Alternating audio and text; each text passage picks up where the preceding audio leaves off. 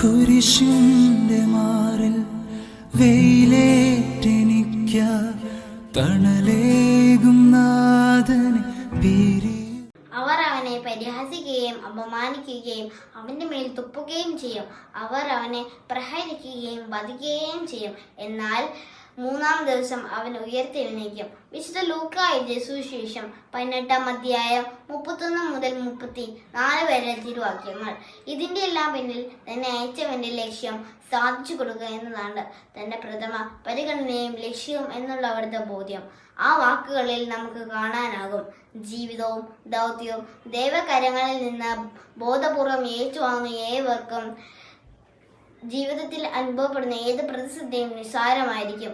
എൻ്റെ ജീവിതവും ദൗത്യവും ദൈവകരങ്ങളിൽ നിന്നാണെന്ന ബോധ്യത്തിൽ വളരാൻ പ്രാർത്ഥിക്കാം. ദൈവം നിങ്ങളെ അനുഗ്രഹിക്കട്ടെ. കുരിശിന്റെ മാറിൽ വെയിലേറ്റെനിക്ക തണലേകും നാഥനെ